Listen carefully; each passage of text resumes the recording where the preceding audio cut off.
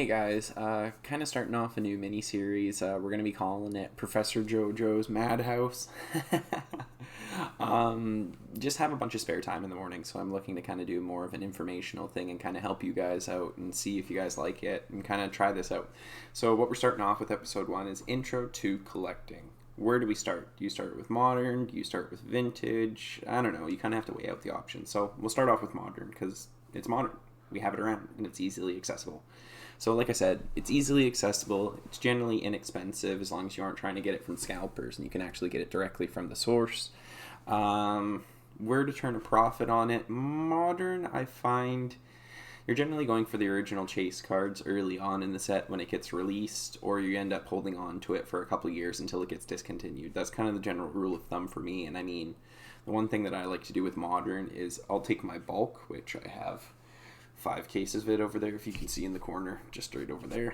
But yeah, I take my modern bulk and then I try and turn it into vintage because I feel like vintage has always been the one thing that's kind of held its clout in the industry. So that's kind of the one thing that I've been doing personally. But with vintage, it's a little bit more expensive. The quantity is definitely limited, and where to turn a profit with that, I think it's more so not so much buying and reselling it, it's more so using your eyes, buying it raw, and then grading it, and then after that, reselling it at that point once it's finally graded, because I feel like it's kind of put a stamp of approval on it then at that point, and then it lets you know that, hey, that is what it is. You don't have to fight with it. A PSA 7 is a PSA 7.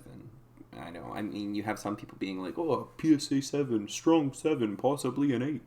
But I mean, I hate people like that.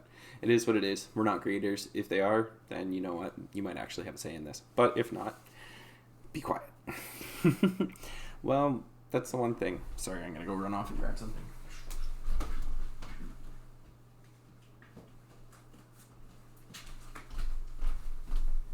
That I would like to talk about is this handy dandy tool right here called the centering tool. Easily picked up off of eBay for around $10 to $15. You can get local ones also. I know there's some that are actually started off in the east coast of Canada if you guys are over there. Full disclosure, Canadian. And it also comes with this handy dandy centering chart.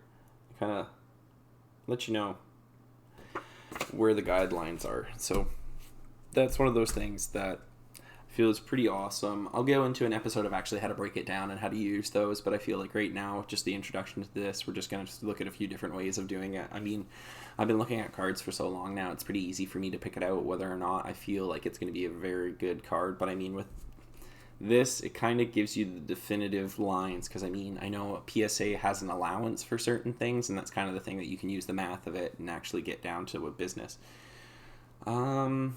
But yeah, one of the reasons why I generally turn my modern into vintage is because I am in it for long term.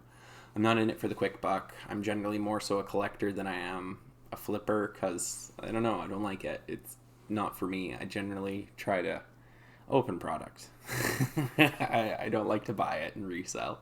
I'll do it for some people because I mean, I end up going to Walmart and I buy stuff for the show, and then if I end up with extras, I don't mind passing it off to people for what I get it for, maybe a little bit of gas money, but that's about it.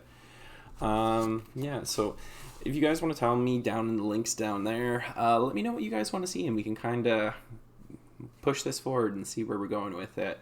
But nah, I think this is a good place to start, though, the whole battle between modern and vintage. I personally collect both.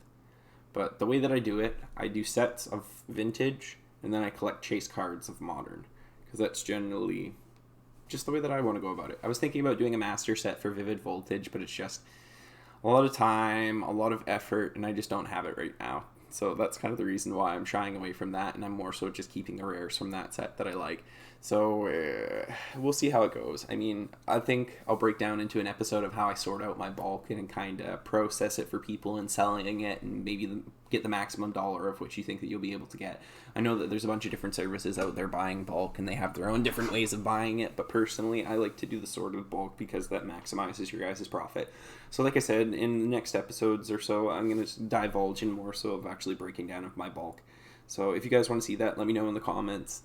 The whole battle versus modern or vintage. What do you guys think? I think for me personally, I like vintage more just because it's more of the nostalgia factor, but there is some really cool cards. Like, I really like the new texture on the new cards. They're definitely not as boring as the old ones. The old ones are a little bit plain Jane, but at the same time, the original set, Jungle and Team Rocket and Fossil, are pretty awesome, you guys. You can't get away from them, and I mean, with the addition of the Legendary Collection and Base 2 with the two different type of hollows, it's been pretty awesome addition to vintage, but that's all old stuff.